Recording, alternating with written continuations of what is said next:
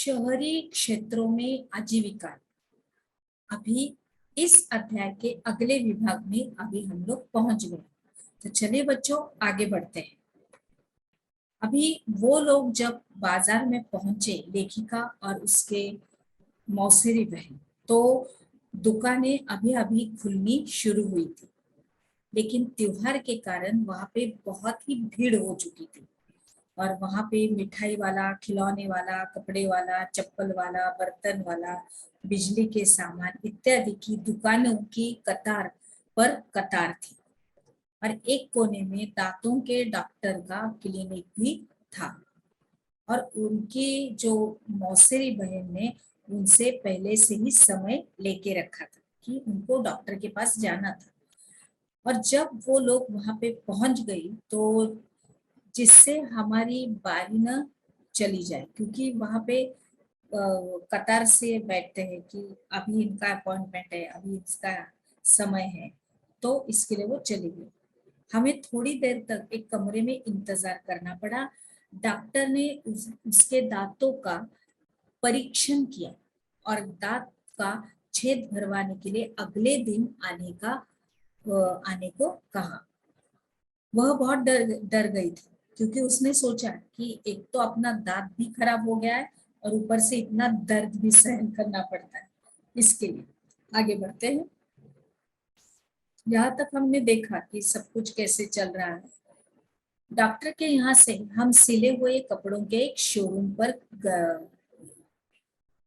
गई, क्योंकि मैं कुछ सिले सिलाए कपड़े खरीदना चाहती थी।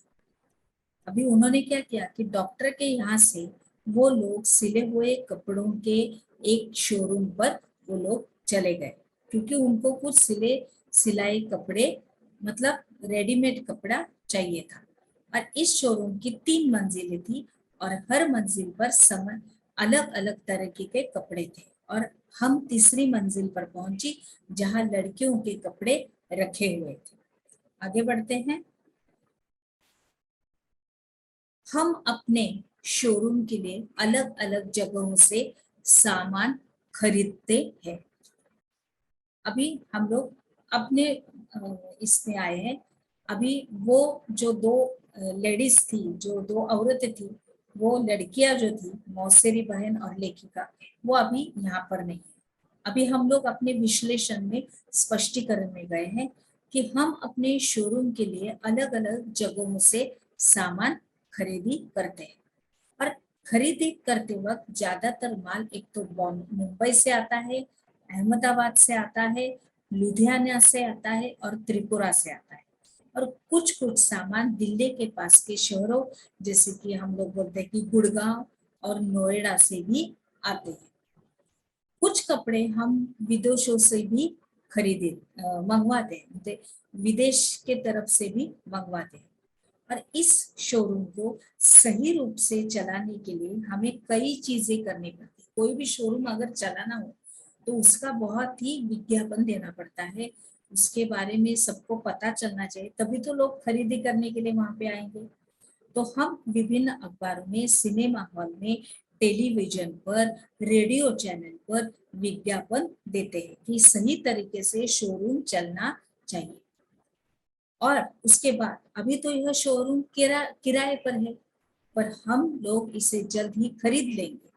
और जब से यह बाजार आसपास रहने वाले लोगों के लिए मुख्य बाजार बन गया है, तो सबसे हमारा व्यापार बहुत ही बढ़ गया। हमने एक कार भी खरीद ली है और पास की सोसाइटी में एक फ्लैट भी लेके रखा है। आगे देखते हैं। हरप्रीत और वंदना की तरह कई लोग हैं जिनके पास शहर के बाजारों में अपनी दुकानें हैं। और ये दुकानें छोटी बड़ी हैं और लोग अलग अलग चीजें बेचते हैं। ज्यादातर व्यापारी अपनी दुकान या व्यापार खुद संभालते हैं।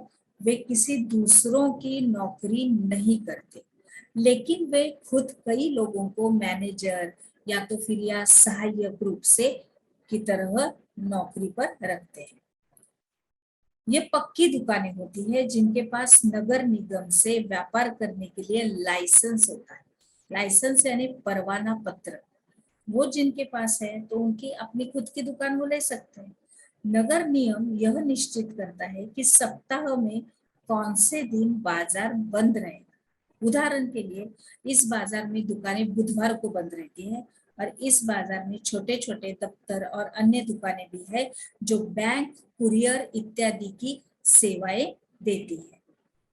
आगे बढ़ते हैं। फैक्ट्री में, फैक्ट्री में क्या होता है कि मैं अपने एक कपड़े पर जरी का काम करवाना चाहती थी जो मुझे एक खास मौके पर ही पहनना था। तो फिर से लेखिका के पास हम लोग आए तो उनकी बहन ने कहा कि वह निर्मला को जानती है जो एक कपड़े सिलने की फैक्ट्री में काम करती है। निर्मला के पड़ोसी जरी और कढ़ाई का काम करती है। निर्मला के पड़ोसी जो है वो जरी और कढ़ाई का काम करते हैं। हमने बस पकड़ी और फैक्ट्री की तरफ चल पड़ी। बस खचाखच भरी हुई थी। हर स्टॉप पर लोग चढ़ते ही जा रहे थे, कोई भी उतरने का नाम ही नहीं ले रहा था। अपनी जगह बचाने के लिए एक दूसरे को धक्का दे दे कर बहन ने मुझे एक कोने पर खड़ा कर दिया ताकि भीड़ में हमारा भुरता ना बन जाए। मुझे हैरानी हो रही थी कि लोग रोज ऐसे कैसे सफर करते हैं। जैसे ही बस फैक्ट्री के पास पहुंची लोग उतरने लगे। हम भी एक मोड़ पर उतर गए। ओह, जान में जान आ गई। आगे देखते हैं। लेखिका बोलती है जान में जान आई, जान आ गई उसके। हमने क्या सीखा, इसके अंतर्गत फैक्ट्री के बारे में आपको लिखना है। चलिए आगे बढ़ते हैं।